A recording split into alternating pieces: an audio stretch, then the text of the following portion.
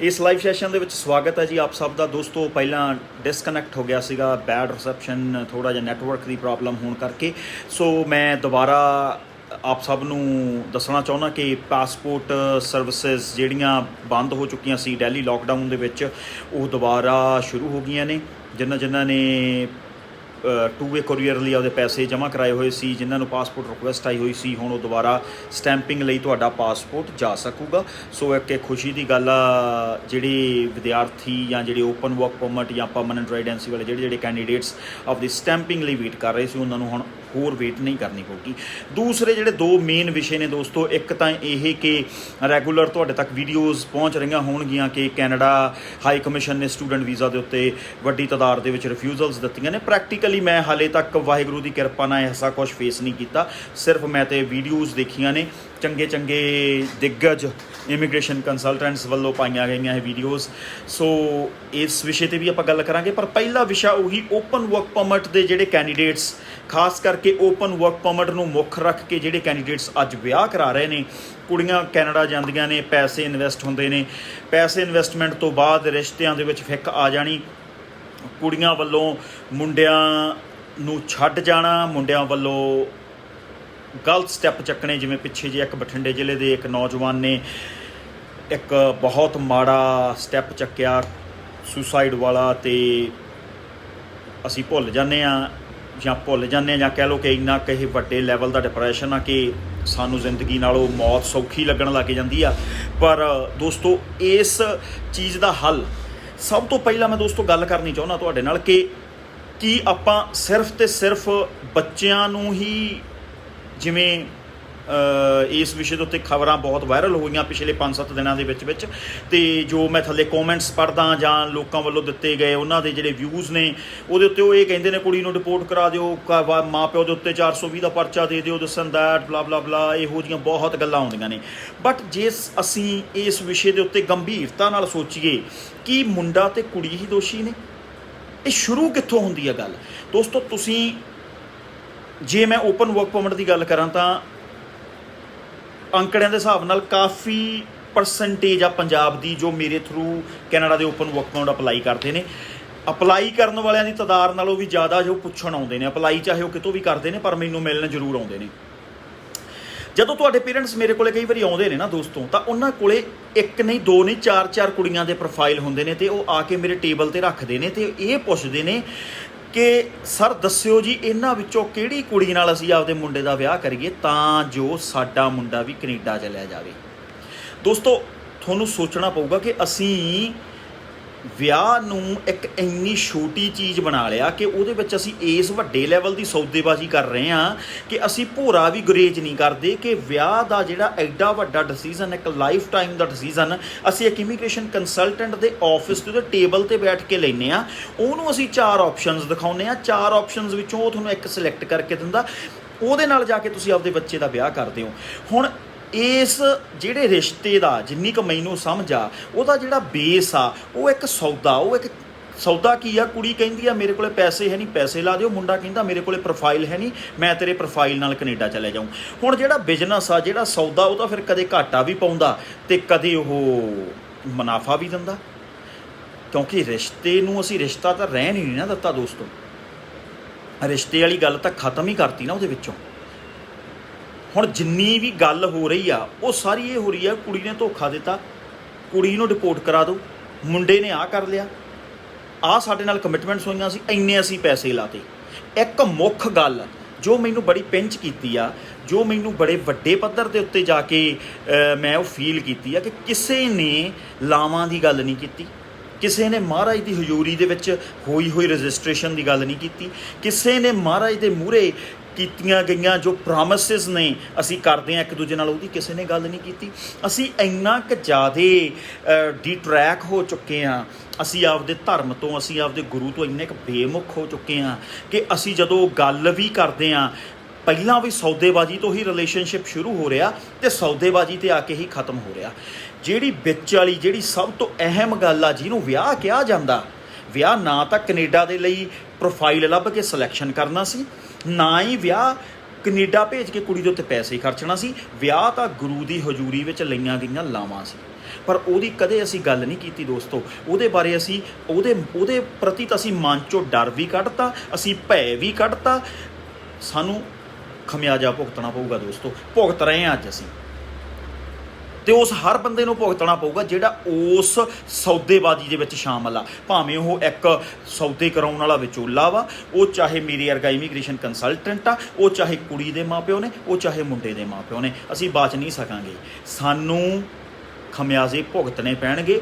ਅਸੀਂ ਗੁਰੂ ਦੇ ਸਨਮੁਖ ਹੋ ਕੇ ਝੂਠ ਬੋਲ ਰਹੇ ਹਾਂ ਦੋਸਤੋ, ਅਸੀਂ ਗੁਰੂ ਦੀ ਹਜ਼ੂਰੀ ਦੇ ਵਿੱਚ ਖੜ ਕੇ ਸਭ ਕੁਝ ਜਾਣਦੇ ਹੋਏ ਅਸੀਂ ਝੂਠ ਬੋਲ ਰਹੇ ਹਾਂ, ਅਸੀਂ ਝੂਠੇ ਸੌਦੇ ਕਰ ਰਹੇ ਹਾਂ। ਅਸੀਂ ਮਹਾਰਾਜ ਨੂੰ ਕਿਹਨੂੰ ਬੇਵਕੂਫ ਬਣਾ ਰਹੇ ਹਾਂ? ਅਸੀਂ ਗੁਰੂ ਨੂੰ, ਆਪਦੇ ਆਪ ਨੂੰ।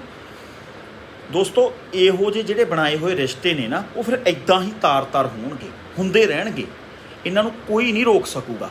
ਇੱਕ ਕੁੜੀਆਂ 2 3 4 ਕੀ ਡਿਪੋਰਟ ਕਰਾ ਲਓ ਤੁਸੀਂ, ਸਾਰੀਆਂ ਇਹ ਜਿਹੀਆਂ ਜਿਨ੍ਹਾਂ ਨਾਲ ਇਹ ਕਰ ਰਹੀਆਂ ਉਹਨਾਂ ਨੂੰ ਸਾਰੀਆਂ ਨੂੰ ਇੱਕ ਵਾਰੀ ਰਿਪੋਰਟ ਕਰਾ ਲਓ ਨਾ, ਨਵੀਆਂ ਖੜੀਆਂ ਹੋ ਜਾਣਗੀਆਂ, ਨਵੇਂ ਧੋਖੇ ਮਿਲਣਗੇ, ਨਵੇਂ ਤਰੀਕੇ ਨਾਲ ਧੋਖੇ ਮਿਲਣਗੇ। ਰੁਕਣਗੇ ਨਹੀਂ ਇਹ। ਕਿਉਂ ਨਹੀਂ ਰੁਕਣਗੇ? ਜਿੰਨਾ ਚਿਰ ਅਸੀਂ ਡਿਮਾਂਡ ਨਹੀਂ ਨਾ ਰੋਕ ਦਿੰਦੇ ਗਲਤ ਚੀਜ਼ ਦੀ, ਉਨਾ ਚਿਰ ਗਲਤ ਚੀਜ਼ ਦੀ ਸਪਲਾਈ ਨਹੀਂ ਰੁਕੂਗੀ। ਜਿਵੇਂ ਆਪਾਂ ਨਸ਼ੇ ਦੀ ਗੱਲ ਕਰਦੇ ਹਾਂ ਨਾ, ਅਸੀਂ ਕਹਿੰਦੇ ਹਾਂ ਨਸ਼ੇ ਦੇ ਸਮਗਲਰ ਫੜ ਲਓ, ਠੇਕੇ ਭੰਨ ਦਿਓ। ਨਹੀਂ, ਜਿੰਨਾ ਚਿਰ ਤੁਸੀਂ ਪੀਣੋਂ ਨਹੀਂ ਹਟਦੇ ਉਨਾ ਚਿਰ ਚੀਜ਼ ਤੁਹਾਡੇ ਤੱਕ ਪਹੁੰਚਣੋਂ ਨਹੀਂ ਹਟੂਗੀ, ਕਿਸੇ ਨਾ ਕਿਸੇ ਜ਼ਰੀਏ ਤੁਹਾਡੇ ਤੱਕ ਉਹ ਪਹੁੰਚਦੀ ਰਹੂਗੀ। ਉਵੇਂ ਹੀ ਜਿੰਨਾ ਚਿਰ ਤੁਸੀਂ ਇਸ ਗਲਤ ਤਰੀਕੇ ਦਾ ਜੋ ਇੱਕ ਰਿਸ਼ਤੇ ਇਹ ਪਿਆਰ ਦੇ ਰਿਸ਼ਤੇ ਨੇ, ਇਹ ਰੂਹਾਂ ਦਾ ਮੇਲ ਆ, ਇਹ ਤੁਸੀਂ ਜ਼ਿੰਦਗੀ ਭਰ ਇੱਕ ਦੂਜੇ ਨਾਲ ਸਾਥ ਨਿਭਾਉਣ ਦੀਆਂ ਕਸਮਾਂ ਖਾਂਦੇ ਹੋ। ਇੱਕੋ ਇੱਕ ਰਿਸ਼ਤਾ, ਉਹ ਇੱਕੋ ਇੱਕ ਦੁਨੀਆ ਦਾ ਇੱਕੋ ਇੱਕ ਮਹਿਜ਼ ਇੱਕੋ ਇੱਕ ਰਿਸ਼ਤਾ ਜਿਹੜਾ ਪ੍ਰਮਾਤਮਾ ਦੀ ਹਜ਼ੂਰੀ ਦੇ ਵਿੱਚ ਰਜਿਸਟਰ ਹੁੰਦਾ। ਦੋਸਤੋ ਦੱਸੋ ਕਿਹੜਾ ਦੂਸਰਾ ਰਿਸ਼ਤਾ ਜਿਹੜਾ ਪ੍ਰਮਾਤਮਾ ਦੀ ਕਚਹਿਰੀ 'ਚ ਰਜਿਸਟ੍ਰੇਸ਼ਨ ਹੁੰਦੀ ਆ? ਸਿਰਫ ਇੱਕ ਰਿਸ਼ਤਾ, ਵਿਆਹ ਦਾ, ਜਿਹਦੀ ਰਜਿਸਟ੍ਰੇਸ਼ਨ ਅਸੀਂ ਆਪਦੇ ਇਸ਼ਟ ਮੂਹਰੇ, ਅਸੀਂ ਆਪਦੇ ਗੁਰੂ ਮੂਹਰੇ ਖੜ ਕੇ ਕਰਵਾਉਂਦੇ ਹਾਂ, ਅਤੇ ਅਸੀਂ ਉਹਦੇ ਵਿੱਚ ਵੀ ਸੌਦੇਬਾਜ਼ੀਆਂ ਕਰਦੇ ਹਾਂ। ਤਾਂ ਸੌਦੇਬਾਜ਼ੀ ਦੇ ਵਿੱਚ ਤੁਹਾਡੇ ਮਾਂ-ਪਿਓ, ਕੁੜੀ ਦੇ ਮਾਂ-ਪਿਓ, ਮੁੰਡੇ ਦੇ ਮਾਂ-ਪਿਓ, ਵਿਚੋਲੇ, ਤੁਹਾਡੇ ਰਿਸ਼ਤੇਦਾਰ, ਤੁਹਾਡਾ ਇਮੀਗ੍ਰੇਸ਼ਨ ਕੰਸਲਟੈਂਟ ਜਿਹੜਾ ਤੁਹਾਨੂੰ ਇਹੋ ਜਿਹੇ ਰਾਹ ਦਿਖਾਉਂਦਾ, ਉਹ ਹਰ ਬੰਦਾ ਉਹਦਾ ਭਾਗੀਦਾਰ ਆ, ਅਤੇ ਉਸ ਹਰ ਬੰਦੇ ਤੋਂ ਹਿਸਾਬ ਲਿਆ ਜਾਊਗਾ। ਇੱਕ ਦਿਨ ਦੇਣਾ ਪਊਗਾ ਸਾਨੂੰ ਹਿਸਾਬ। ਦੋਸਤੋ ਤੁਸੀਂ ਮੇਰੇ ਨਾਲ ਇਹ ਅਕਸਰ ਵਾਪਰਦਾ, ਮੈਨੂੰ ਇਹ ਕਿਹਾ ਜਾਂਦਾ ਇਹ ਭੈੜਾ ਬੋਲਦਾ ਜਦੋਂ ਅਸੀਂ ਇਹਦੇ ਆਫਿਸ ਦੇ ਵਿੱਚ ਜਾ ਕੇ ਕੁਛ ਪੁੱਛਦੇ ਹਾਂ। ਜੇ ਤੁਸੀਂ ਮੇਰੇ ਕੋਲ ਇਹ ਚੀਜ਼ ਪੁੱਛਣ ਆਓਗੇ ਨਾ ਵੀ ਕਿਹੜੀ ਕੁੜੀ ਸਾਡੇ ਮੁੰਡੇ ਨੂੰ ਕੈਨੇਡਾ ਲੈ ਕੇ ਜਾਊਗੀ, ਮੈਂ ਡੀਲ ਨਹੀਂ ਕਰੂੰਗਾ ਤੁਹਾਨੂੰ, ਨਾ ਹੀ ਮੈਂ ਕਰ ਰਿਹਾ, ਨਾ ਹੀ ਮੈਂ ਕਰੂੰਗਾ। ਉਹ ਮੈਂ ਜੋਸ਼ੀ ਹਾਂ ਕੋਈ? ਮੈਂ ਕਿਵੇਂ ਦੱਸ ਦੂੰਗਾ ਕਿ ਤੁਹਾਡਾ ਮੁੰਡਾ ਕਿਹੜੀ ਕੁੜੀ ਨਾਲ ਕੈਨੇਡਾ ਚਲੇ ਜਾਊ? ਵਿਆਹ ਵਾਸਤੇ ਕੀਤਾ ਜਾਂਦਾ, ਵਿਆਹ ਨਵੀਂ ਜ਼ਿੰਦਗੀ ਸ਼ੁਰੂ ਕਰਨ ਵਾਸਤੇ ਕੀਤਾ ਜਾਂਦਾ। ਵਿਆਹ ਦੋ ਜਾਣੇ ਸਾਰੀ ਜ਼ਿੰਦਗੀ ਇਕੱਠੇ ਰਹਿ ਕੇ ਇੱਕ ਨਵਾਂ ਜ਼ਿੰਦਗੀ, ਇੱਕ ਨਵਾਂ ਪਰਿਵਾਰ, ਨਵੀਂ ਜ਼ਿੰਦਗੀਆਂ ਨੂੰ ਜਨਮ ਦੇਣ ਦੇ ਲਈ ਕੀਤਾ ਜਾਂਦਾ। ਵਿਆਹ ਕੈਨੇਡਾ, ਆਸਟ੍ਰੇਲੀਆ, ਅਮਰੀਕਾ ਜਾਣ ਵਾਸਤੇ ਨਹੀਂ ਕੀਤਾ ਜਾਂਦਾ। ਹਾਂ, 2 ਜੀ ਰਲ ਕੇ ਕੈਨੇਡਾ ਜਾਣ ਦਾ ਕੀ, ਚੰਦ 'ਤੇ ਜਾਣ ਦਾ ਸੁਪਨਾ ਵੀ ਲੈ ਸਕਦੇ ਨੇ, ਪਰ ਸ਼ਰਤ ਇਹ ਆ ਕਿ ਰਿਸ਼ਤਾ ਕੈਨੇਡਾ, ਆਸਟ੍ਰੇਲੀਆ ਜਾਂ ਨਿਊਜ਼ੀਲੈਂਡ ਜਾਣ ਲਈ ਨਹੀਂ ਜੁੜਿਆ ਹੋਣਾ ਚਾਹੀਦਾ। ਕੈਨੇਡਾ ਪਿਆਰ ਲਈ, ਰਿਸ਼ਤਾ ਪਿਆਰ ਲਈ ਜੁੜਿਆ ਹੋਣਾ ਚਾਹੀਦਾ। ਰਿਸ਼ਤਾ ਸੰਬੰਧ ਲਈ, ਤੁਹਾਡੇ ਆਪਸ ਦੇ ਵਿੱਚ ਸੰਬੰਧ ਕੀ ਨੇ। ਤੁਸੀਂ ਰਿਸ਼ਤਾ ਕਰਦੇ ਹੋ, 12ਵੀਂ ਵਾਲੀ ਕੁੜੀ ਵਿਚਾਰੀ ਹਜੇ 18 ਸਾਲ ਦੀ, 17 ਸਾਲ ਦੀ, ਉਹਨੇ 18 ਸਾਲ ਪੂਰੇ ਹੋਏ ਹੁੰਦੇ ਨੇ ਉਹਦੇ ਨਾਲ ਰਿਸ਼ਤਾ ਕੀਤਾ ਜਾਂਦਾ, ਉਹਦਾ ਵੀਜ਼ਾ ਲਵਾਇਆ ਜਾਂਦਾ, ਵੀਜ਼ੇ ਤੋਂ ਬਾਅਦ ਰਾਈਟ ਆਫਟਰ ਵੀਜ਼ਾ ਵਿਆਹ ਕਰ ਦਿੱਤਾ ਜਾਂਦਾ। 15 ਦਿਨ ਕੁੜੀ ਰਹਿੰਦੀ ਆ, 15 ਦਿਨਾਂ ਬਾਅਦ ਕੁੜੀ ਨੂੰ ਤੋਰ ਦਿੱਤਾ ਜਾਂਦਾ। ਤੁਸੀਂ ਮੈਨੂੰ ਦੱਸੋ, 4 ਦਿਨ ਤਾਂ ਨਵੀਂ ਜੁੱਤੀ ਪੈਰਾਂ 'ਚ ਪਾਈ ਹੋਵੇ ਨਾ, ਉਹ ਤੁਹਾਨੂੰ ਦੱਸਦੀ ਰਹਿੰਦੀ ਆ ਕਿ ਇਹ ਮੈਂ ਨਵੀਂ ਆ। 15 ਦਿਨਾਂ 'ਚ ਕਿਹੜਾ ਤੁਹਾਡੇ ਮੁੰਡੇ ਨਾਲ ਕੁੜੀ ਦਾ ਪਿਆਰ ਪੈ ਜੂ, ਅਤੇ ਕਿਹੜਾ ਤੁਹਾਡੇ ਨਾਲ ਪਿਆਰ ਪੈ ਜੂ ਜਿਹੜਾ ਉਹ ਤੁਹਾਨੂੰ ਜਾ ਕੇ ਉੱਥੇ ਯਾਦ ਰੱਖੇ? ਕਿਸ ਤਰੀਕੇ ਨਾਲ ਤੁਸੀਂ ਇਹ ਕਹਿ ਸਕਦੇ ਹੋ ਕਿ ਉਹ ਤੁਹਾਨੂੰ ਯਾਦ ਰੱਖੂਗੀ? ਮੈਂ ਹਰ ਕੇਸ ਦੀ ਗੱਲ ਨਹੀਂ ਕਰ ਰਿਹਾ, ਮੈਂ ਕਿਸੇ ਨੂੰ ਜਸਟੀਫਾਈ ਨਹੀਂ ਕਰ ਰਿਹਾ, ਪਰ ਮੈਂ ਇਹ ਕਹਿ ਰਿਹਾ ਕਿ ਅਸਲ ਦੇ ਵਿੱਚ ਨੀਮ ਗਲਤ, ਅਸੀਂ ਬਹੁਤ ਗਲਤ ਰਾਹ 'ਤੇ ਤੁਰ ਪਏ ਹਾਂ ਦੋਸਤੋ। ਅਸੀਂ ਕਿਸੇ ਵੀ ਆਪਦੇ ਧਰਮ ਦੇ ਨਾਲ ਸੰਬੰਧਿਤ ਰਿਚੁਅਲਸ ਦੀ, ਅਸੀਂ ਆਪਦੀ ਸੰਸਕ੍ਰਿਤੀ ਨਾਲ ਸੰਬੰਧਿਤ ਰਿਚੁਅਲਸ ਦੀ, ਅਸੀਂ ਹਰ ਚੀਜ਼ ਦੀ ਧੱਜੀਆਂ ਉਡਾਤੀਆਂ ਸਿਰਫ ਤੇ ਸਿਰਫ ਕੈਨੇਡਾ ਨੂੰ ਮੁੱਖ ਰੱਖ ਕੇ, ਸਿਰਫ ਤੇ ਸਿਰਫ ਕੈਨੇਡਾ ਨੂੰ ਮੁੱਖ ਰੱਖ ਕੇ। ਦੋਸਤੋ ਕੈਨੇਡਾ ਜਾਓ, ਜੀ ਸੱਦ ਕੇ ਜਾਓ, ਅਸੀਂ ਕੈਨੇਡਾ ਭੇਜਣ ਨੂੰ ਬੈਠੇ ਹਾਂ, ਸਾਡਾ ਰੋਜ਼ਗਾਰ ਆ ਇਹ, ਪਰ ਐਟਲੀਸਟ ਆਪਦੇ ਗੁਰੂ ਮੂਹਰੇ ਤਾਂ ਜਾ ਕੇ ਝੂਠ ਨਾ ਬੋਲੋ। ਐਟਲੀਸਟ ਉੱਥੇ ਤਾਂ ਤੁਸੀਂ ਸੱਚੇ ਹੋਵੋ ਨਾ। ਜੇ ਅਸੀਂ ਉੱਥੇ ਜਾ ਕੇ ਵੀ ਅੱਗੇ ਕੋਈ ਸਹੁੰ ਚੁਕਾਉਂਦਾ ਸੀ, ਪਿੰਡ 'ਚ ਕੋਈ ਗਲਤ ਮਲਤ ਗੱਲ ਹੋ ਜਾਣੀ ਨਾ, ਤਾਂ ਪੰਚਾਇਤ ਨੇ ਕਹਿਣਾ ਭਾਈ ਗੁਰੂ ਘਰ ਚਾੜ ਲਓ ਇਹਨੂੰ। ਹੁਣ ਤਾਂ ਉਹ ਵੀ ਚੀਜ਼ ਨਹੀਂ ਰਹਿ ਗਈ ਯਾਰ। ਅਸੀਂ ਸ਼ਰੇਆਮ ਵੀ ਝੂਠ ਬੋਲਣ ਲੱਗੇ। ਵੈਸੇ ਤਾਂ ਇਹ 90s ਤੋਂ ਹੀ ਸਾਡੇ ਚੱਲਦਾ ਆ ਰਿਹਾ, ਗਲਤ ਵਿਆਹ ਜਾਣੇ। ਸਾਡਾ ਮੋਗਾ ਏਰੀਆ, ਸਾਡੀ ਜਿਹੜੀ ਬੈਲਟ ਆ ਮੋਗਾ ਲੁਧਿਆਣੇ ਤੋਂ ਲੈ ਕੇ ਆਹ ਜਿਹੜੀ ਸਾਡੀ ਵਾਲੀ ਬੈਲਟ ਆ ਨਾ ਮੋਗਾ ਜਗਰਾਉਂ ਤੇ ਲੁਧਿਆਣਾ, ਇਹ ਤਾਂ ਬਲੈਕ ਲਿਸਟਡ ਨੇ ਹਾਈ ਕਮਿਸ਼ਨ ਦੇ ਵਿੱਚ। ਤਾਂ ਹੀ ਇੰਨੀ ਇਨਵੈਸਟੀਗੇਸ਼ਨ ਹੁੰਦੀ ਆ ਵਿਆਹ ਵਾਲੇ ਕੇਸ ਦੀ। ਸਭ ਤੋਂ ਵੱਧ ਨਕਲੀ ਵਿਆਹ ਕੈਨੇਡਾ ਜਾਣ ਦੇ ਲਈ ਮੋਗਾ ਜ਼ਿਲ੍ਹਾ, ਜਗਰਾਉਂ ਤਹਿਸੀਲ ਤੇ ਲੁਧਿਆਣੇ ਜ਼ਿਲ੍ਹੇ ਦੇ ਪਿੰਡਾਂ ਦੇ ਵਿੱਚ ਹੋਏ ਨੇ। ਮੈਂ ਇਸ ਲਈ ਇਸ ਵਿਸ਼ੇ ਦੇ ਉੱਤੇ ਅੱਜ ਇਸ ਕਰਕੇ ਲਾਈਵ ਹੋਇਆ ਕਿ ਮੇਰੇ ਨਾਲ ਮੈਕਸਿਮਮ ਜਿਹੜੇ ਮਾਪਿਓ ਓਪਨ ਵਰਕ ਪਰਮਿਟ ਨਾਲ ਸੰਬੰਧਿਤ ਆਪਦੇ ਬੱਚਿਆਂ ਦੇ ਕੇਸ ਅੱਗੇ ਪ੍ਰੋਸੈਸ ਕਰਨਾ ਚਾਹੁੰਦੇ ਨੇ, ਉਹ ਮੈਨੂੰ ਮਿਲਦੇ ਨੇ ਆ ਕੇ, ਤੇ ਮੈਂ ਉਹਨਾਂ ਦੇ ਸਵਾਲ ਸੁਣ ਕੇ ਹੈਰਾਨ ਪਰੇਸ਼ਾਨ ਹੋ ਜਾਂਦਾ। ਮੈਨੂੰ ਇਹ ਸਮਝ ਨਹੀਂ ਆਉਂਦੀ ਕਿ ਆਪਾਂ ਉਹਨਾਂ ਨੂੰ ਕਿਵੇਂ ਸਮਝਾਈਏ ਕਿ ਪਹਿਲਾਂ ਵਿਆਹ ਕੀਤਾ, ਤੁਸੀਂ ਪਹਿਲਾਂ ਵਿਆਹ ਹੋ ਗਿਆ, ਤੁਹਾਡੇ ਬੱਚਿਆਂ ਨੇ ਮਿਲ ਕੇ ਸੋਚ ਲਿਆ ਕਿ ਕੈਨੇਡਾ ਜਾਣਾ। ਸਮਝ ਆਉਂਦੀ ਆ ਚੀਜ਼। ਬੱਚੇ ਦੀ ਸਿਲੈਕਸ਼ਨ ਹੀ ਇਸ ਆਧਾਰ ਤੇ ਹੋਣੀ ਹੈ, ਮੈਰਿਟ ਦੇ ਆਧਾਰ ਤੇ, ਵੀ ਕਿਹੜਾ ਬੱਚਾ ਕੈਨੇਡਾ ਜਾਊਗਾ ਤੇ ਸਾਡੇ ਮੁੰਡੇ ਨੂੰ ਲੈ ਜਾਊਗਾ। ਤੁਸੀਂ ਮੈਨੂੰ ਦੱਸੋ ਇਹ ਕਿਵੇਂ ਇਹੋ ਜਿਹੇ ਰਿਸ਼ਤੇ ਸਿਰੇ ਚੜ੍ਹਨਗੇ ਦੋਸਤੋ, ਕਿਵੇਂ ਇਹ ਰਿਸ਼ਤੇ ਨਿਭਣਗੇ? ਤੇ ਮੈਂ ਇੱਕ ਸਵਾਲ ਹੋਰ ਪੁੱਛਣਾ ਚਾਹੁੰਦਾ, ਜੇ ਅਸੀਂ ਅੱਜ ਧੋਖਿਆਂ ਦੀ ਗੱਲ ਕਰਦੇ ਹਾਂ, ਕੀ ਸਿਰਫ ਤੇ ਸਿਰਫ ਧੋਖਾ ਇਹ ਆ ਕਿ ਉਹਨੇ ਕੁੜੀ ਨੇ ਕੈਨੇਡਾ ਨਹੀਂ ਬੁਲਾਇਆ? ਜੇ ਕੈਨੇਡਾ ਬੁਲਾ ਕੇ ਛੱਡ ਦਿੰਦੀ ਫੇਰ ਇਹ ਧੋਖਾ ਨਹੀਂ ਹੋਣਾ ਸੀ? ਇਟ ਮੀਨਸ ਵਿਆਹ ਦੀ ਤਾਂ ਕੋਈ ਅਹਿਮੀਅਤ ਹੀ ਨਹੀਂ ਰਹਿ ਗਈ। ਗੱਲ ਜਿਹੜੀ ਕੀਤੀ ਜਾ ਰਹੀ ਹੈ, ਖਬਰਾਂ ਜਿਹੜੀਆਂ ਦਿੱਤੀਆਂ ਜਾ ਰਹੀਆਂ, ਉਹ ਸਿਰਫ ਇਹ ਦਿੱਤੀਆਂ ਜਾ ਰਹੀਆਂ ਵੀ ਮੁੰਡੇ ਨੇ ਪੈਸੇ ਲਾਏ, ਕੁੜੀ ਨੇ ਕੈਨੇਡਾ ਨਹੀਂ ਸੱਦਿਆ। ਵਿਆਹ ਦੀ ਲਾਵਾਂ ਦੀ ਤਾਂ ਜਿਹੜੀ ਇੱਕ ਗੁਰੂ ਦੇ ਮੂਹਰੇ ਖੜ ਕੇ ਜੋ ਅਸੀਂ ਸਹੁੰ ਖਾਧੀ, ਜੋ ਅਸੀਂ ਪ੍ਰੋਮਿਸਿਸ ਕੀਤੇ, ਉਹਦੇ ਬਾਰੇ ਤਾਂ ਕੋਈ ਗੱਲ ਹੀ ਨਹੀਂ ਕਰ ਰਿਹਾ। ਤੇ ਇਹੀ ਚੀਜ਼ਾਂ ਸਾਨੂੰ ਸਹਿਣੀਆਂ ਪੈਣਗੀਆਂ। ਇੱਥੋਂ ਤੁਸੀਂ ਭੱਜ ਨਹੀਂ ਸਕਣਾ, ਬਚ ਨਹੀਂ ਸਕਣਾ। ਹੁਣ ਅਸੀਂ ਜਿਸ ਤਦਾਰ 'ਤੇ ਆ ਕੇ, ਅਸੀਂ ਜਿਸ ਨਿਗਾਰ ਸਾਡੇ ਵਿੱਚ ਆ ਗਿਆ ਨਾ ਕੈਨੇਡਾ ਦੇ ਪ੍ਰਤੀ, ਅਸੀਂ ਇੰਨੇ ਕੁ ਜ਼ਿਆਦਾ ਮਤਲਬ ਇਮੋਸ਼ਨਲ ਹੋ ਗਏ ਹਾਂ, ਅਸੀਂ ਕੋਈ ਵੀ ਸਟੈਪ ਚੱਕਣ ਤੋਂ ਨਹੀਂ ਡਰ ਰਹੇ। ਸੋ ਮੇਰੀ ਹੱਥ ਬੰਨ੍ਹ ਕੇ ਬੇਨਤੀ ਆ ਦੋਸਤੋ, ਇਹਨਾਂ ਚੀਜ਼ਾਂ 'ਚੋਂ ਨਿਕਲਿਆ। ਕੀ ਮੈਨੂੰ ਇੱਕ ਗੱਲ ਦੱਸੋ, ਆਇਲਟਸ ਸਿਰਫ ਕੁੜੀਆਂ ਵਾਸਤੇ ਆ? ਮੁੰਡੇ ਨਹੀਂ ਕਰ ਸਕਦੇ? ਪੜ੍ਹਾਓ ਆਪਦੇ ਮੁੰਡਿਆਂ ਨੂੰ, ਕਹੋ ਉਹਨਾਂ ਨੂੰ ਕਿ ਪੜ੍ਹੋ। ਕਿਉਂ ਨਹੀਂ ਪੜ੍ਹਦੇ ਉਹ ਕੁੜੀਆਂ ਦੇ ਬਰਾਬਰ? ਕੀ ਸਕੂਲ ਕਾਲਜ ਸਿਰਫ ਕੁੜੀਆਂ ਨੂੰ ਪੜ੍ਹਾਉਂਦੇ ਨੇ? ਕਿਉਂ ਨਹੀਂ ਉਹ ਚੰਗੇ ਨੰਬਰ ਲੈ ਕੇ ਪਾਸ ਹੁੰਦੇ? ਦੇਖੋ, ਕਿਸੇ ਸਿਰ ਭਾਂਡਾ ਭੰਨ ਦੇਣਾ ਬਹੁਤ ਸੌਖਾ, ਪਰ ਗਲਤੀਆਂ ਇਨੀਸ਼ੀਅਲ ਲੈਵਲ ਤੋਂ ਹੀ ਸ਼ੁਰੂ ਹੋ ਜਾਂਦੀਆਂ ਨੇ, ਜਿਸ ਦਿਨ ਤੋਂ ਰਿਸ਼ਤੇ ਬਣਦੇ ਨੇ। ਅੱਗੇ ਗੁਰੂ ਘਰ ਬਹਿ ਕੇ ਰਿਸ਼ਤੇ ਬਣਨੇ, ਨਾਨਕੇ ਪੁੱਛਣੇ ਕਿੱਥੇ ਨੇ, ਮਾਮੇ ਕੀ ਕਰਦੇ ਨੇ, ਚਾਚੇ ਕੀ ਕਰਦੇ ਨੇ, ਤਾਏ ਕੀ ਕਰਦੇ ਨੇ, 100 ਤਰ੍ਹਾਂ ਦੀਆਂ ਚੀਜ਼ਾਂ ਹੁੰਦੀਆਂ ਸੀ। ਕੰਪੈਟੇਬਲ ਉਸ ਤੋਂ ਬਾਅਦ ਥੋੜ੍ਹਾ ਜਿਹਾ ਇੰਪਰੂਵ ਹੋਇਆ, ਬੱਚਿਆਂ ਨੇ ਆਪਦੇ ਲਾਈਫ ਪਾਰਟਨਰਸ ਆਪ ਲੱਭਣੇ ਸ਼ੁਰੂ ਕੀਤੇ। ਜੇ ਟਰਾਈ ਸਿਟੀਜ਼ ਦੀ ਗੱਲ ਕਰਾਂ, ਚੰਡੀਗੜ੍ਹ, ਮੋਹਾਲੀ ਜਾਂ ਦਿੱਲੀ, ਬੰਬੇ ਸ਼ਹਿਰਾਂ ਦੀ ਗੱਲ ਕਰਾਂ, ਤਾਂ ਉਹ ਬੱਚੇ ਆਪ ਦੇਖਦੇ ਨੇ ਕਿ ਮੇਰੀ ਕਿੰਨੀ ਕੰਪੈਟੇਬਿਲਿਟੀ ਆ ਮੇਰੇ ਲਾਈਫ ਪਾਰਟਨਰ ਦੇ ਨਾਲ। ਬੱਚਿਆਂ ਦਾ ਵਿਆਹ ਹੋ ਜਾਣਾ, ਡਾਈਵੋਰਸ ਹੋ ਜਾਣਾ, ਉਹ ਇੱਕ ਡਿਫਰੈਂਟ ਗੱਲ ਆ। ਪਰ ਸੌਦੇਬਾਜ਼ੀ ਹੋਣੀ,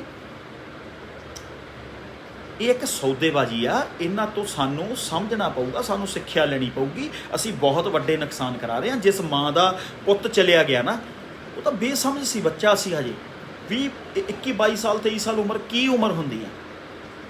ਪਰ ਸਾਨੂੰ ਇਹ ਚੀਜ਼ ਸੋਚਣੀ ਪਊਗੀ ਕਿ ਅਸੀਂ ਆਉਣ ਵਾਲੇ ਦਿਨਾਂ ਦੇ ਵਿੱਚ, ਆਉਣ ਵਾਲੇ ਟਾਈਮ ਦੇ ਵਿੱਚ ਆਪਦੇ ਬੱਚਿਆਂ ਨੂੰ ਇਹਨਾਂ ਚੀਜ਼ਾਂ ਤੋਂ ਕਿਵੇਂ ਬਚਾ ਸਕਦੇ ਹਾਂ। ਸਿਰਫ ਤੁਸੀਂ ਫੇਰ ਬਚਾ ਸਕਦੇ ਹਾਂ ਜੇ ਤੁਸੀਂ ਇਹਨਾਂ ਚੀਜ਼ਾਂ ਦੇ ਪ੍ਰਤੀ ਬੱਚਿਆਂ ਨੂੰ ਆਪਦੇ ਨੂੰ ਅਵੇਅਰ ਕਰੋਗੇ।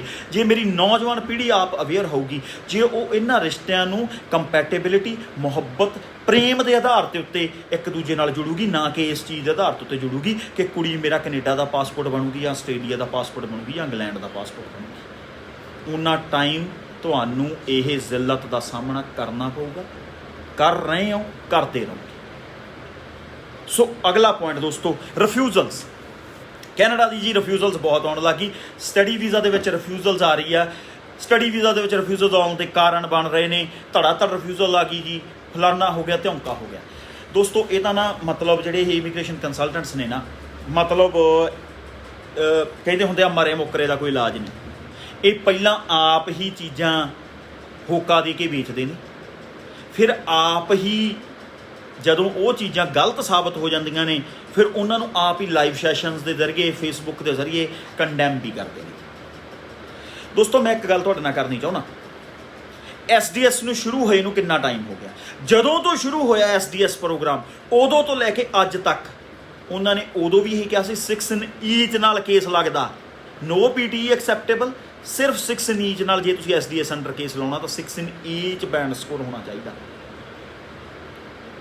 ਅਸੀਂ ਹੋਕਾ ਦੇ ਕੇ ਵੇਚਿਆ ਓਵਰਆਲ 6-1 ਚੋਂ ਜਿਹਦੇ 5.5 ਨੇ ਸਾਨੂੰ ਆ ਕੇ ਮਿਲੋ। ਅਸੀਂ ਜੇ 10 ਕੇਸਾਂ ਦੇ ਵਿੱਚੋਂ ਸਾਡੇ 2 ਆ ਗਏ ਨਾ, ਅਸੀਂ ਉਸ ਬੱਚੇ ਦੇ ਵੀਜ਼ਾ ਦੀ ਫੋਟੋ ਜਦੋਂ ਖਿੱਚਦੇ ਹਾਂ ਤਾਂ ਉਹਦੀ ਐਵੀਡੈਂਸ ਦੇ ਥੱਲੇ ਵੀ ਅਸੀਂ ਲਿਖ ਕੇ ਲਾਉਂਦੇ ਵੀ ਇਹਦੇ ਇੱਕ ਮੋਡਿਊਲ 'ਚੋਂ 5.5 ਸੀ।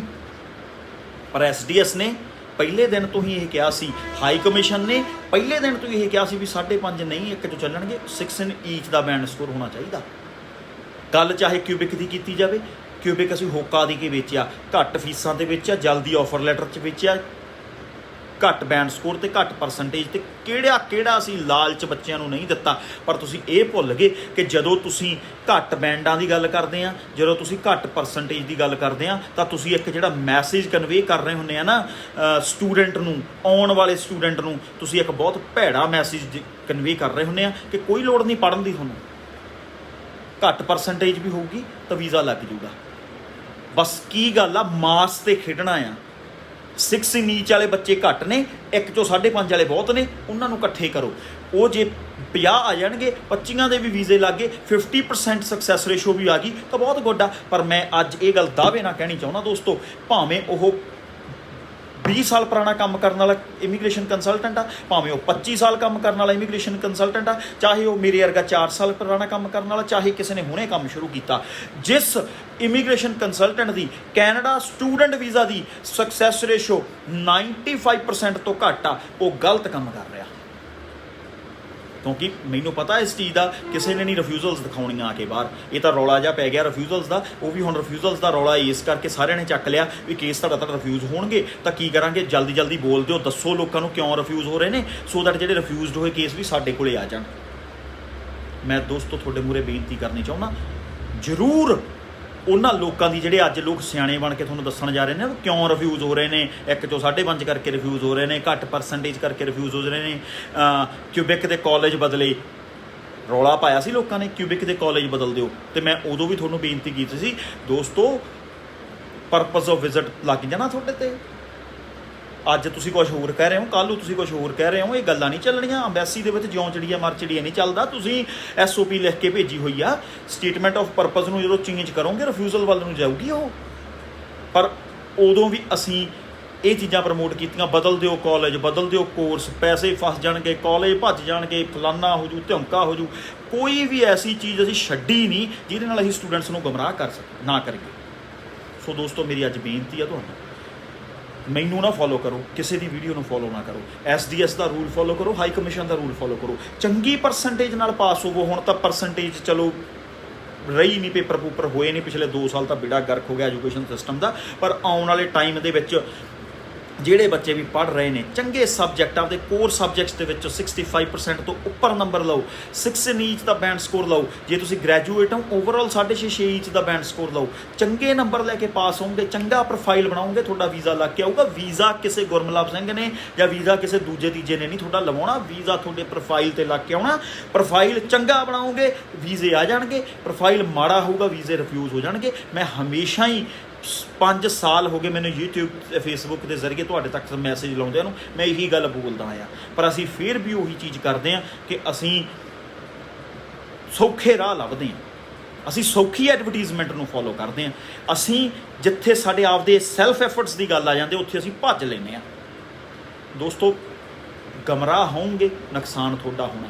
ਅਸੀਂ ਤਾਂ AC ਦਫ਼ਤਰਾਂ ਦੇ ਵਿੱਚ ਬੈਠੇ ਹਾਂ, ਪਿਓ ਤੁਹਾਡਾ ਸੜ ਰਿਹਾ ਧੁੱਪੇ, ਅੱਜ ਝੋਨੇ ਦੇ ਵਿੱਚ ਸੜ ਰਿਹਾ, ਫਿਰ ਉਹ ਮੰਡੀਆਂ 'ਚ ਰੁਲਦਾ, ਫਿਰ ਉਹ ਪੈਸੇ ਲਿਆ ਕੇ ਸਾਡੇ ਤੱਕ ਆਉਂਦਾ। ਅਸੀਂ ਇੱਥੇ AC ਦਫ਼ਤਰਾਂ 'ਚ ਬੈਠੇ ਹਾਂ, ਵੀਡੀਓ ਮੈਂ ਬਣਾਤੀ, ਵੀਡੀਓ 2-4 ਨੇ ਹੋਰ ਬਣਾ ਦੇਣੀ ਹੈ। ਸਾਡਾ ਕੁਝ ਨਹੀਂ ਜਾਣਾ, ਜਾਣਾ ਤੁਹਾਡੇ ਮਾਂ ਪਿਓ ਦਾ ਆ। ਉਹਨਾਂ ਦੀ ਸਾਰੀ ਜ਼ਿੰਦਗੀ ਦੀ ਕਮਾਈ ਖੂਹ ਖਾਤੇ ਪੈ ਜਾਂਦੀ। ਸੁਪਨੇ ਤੁਹਾਡੇ ਟੁੱਟਣੇ ਨੇ। ਇੱਕ ਬੰਦੇ ਨੇ 500 ਕੇਸ ਲਾਇਆ, ਜਿਹਦਾ 300 ਵੀ ਨਿਕਲਿਆ ਆ ਨਾ, ਉਹਨੇ ਕਹਿਣਾ ਉਹਦੀ ਬੱਲੇ ਬੱਲੇ ਆ, ਉਹਨੂੰ ਪੈਸੇ ਬਣ ਗਏ। ਜਿਹੜਾ 200 ਰਿਫਿਊਜ਼ ਹੋ ਗਿਆ ਨਾ, ਉਹਦੇ ਜੂਏ ਦੇ ਚੱਕਰਾਂ ਦੇ ਵਿੱਚ ਜਿਹੜਾ 200 ਰਿਫਿਊਜ਼ ਹੋ ਗਿਆ, ਉਹਨੇ ਆਪਦੇ ਪ੍ਰੋਫਾਈਲ ਦਾ ਸੱਤਿਆਨਾਸ਼ ਮਾਰ ਲਿਆ। ਸੋ ਦੋਸਤੋ ਪਹਿਲਾਂ ਸਭ ਤੋਂ ਇਨੀਸ਼ੀਅਲ ਚੀਜ਼ ਆ ਸੈਲਫ ਐਜੂਕੇਸ਼ਨ, ਸੈਲਫ ਐਨਾਲਿਸਿਸ। ਆਪ ਦੇਖੋ ਹਾਈ ਕਮਿਸ਼ਨ ਦੀ ਰਿਕੁਆਇਰਮੈਂਟ ਕੀ ਆ, ਫਿਰ ਹਾਈ ਕਮਿਸ਼ਨ ਦੀ ਰਿਕੁਆਇਰਮੈਂਟ ਦੇ ਹਿਸਾਬ ਦੇ ਨਾਲ ਦੋਸਤੋ ਆਪਦੇ ਕੇਸ ਪਿਕਰ ਆਪਦੇ ਕੇਸ ਨੂੰ ਦੇਖੋ ਕਿ ਉਸ ਹਿਸਾਬ ਨਾਲ ਬਣਦਾ। ਜਿੱਥੇ ਉਸ ਤੋਂ ਬਾਅਦ ਸਭ ਤੋਂ ਇੰਪੋਰਟੈਂਟ ਚੀਜ਼ ਆ ਇਮੀਗ੍ਰੇਸ਼ਨ ਕੰਸਲਟੈਂਟ ਦੀ ਚੋਣ ਚੰਗੇ ਦੀ, ਜਿਹੜਾ ਤੁਹਾਨੂੰ ਕੰਪਿਊਟਰ ਬੈਗ ਜਾਂ 에ਅਰ ਟਿਕਟਾਂ ਜਾਂ ਪੈਕੇਜ ਨਾ ਵੇਚੇ, ਜਿਹੜਾ ਤੁਹਾਨੂੰ ਕੋਰਸ, ਕਾਲਜ, ਯੂਨੀਵਰਸਿਟੀ, ਪ੍ਰੋਵਿੰਸ, ਇੱਕ ਜਿਹਨੂੰ ਅਸੀਂ ਇਹ ਕਹਿ ਦਈਏ ਕਿ ਇੱਕ ਕਰੀਅਰ ਕਾਉਂਸਲਿੰਗ ਦੇਵੇ, ਜਿਹੜਾ ਤੁਹਾਨੂੰ ਦੱਸੇ ਕਿ ਚੰਗਾ ਪੜ੍ਹੋ, ਜਿਹੜਾ ਤੁਹਾਨੂੰ ਇਹ ਕਵੇ ਕਿ ਜਾਓ ਆਈਲੈਟਸ ਪਹਿਲਾਂ 6 ਨੀਜ ਨਾਲ ਕਰਕੇ ਆਓ।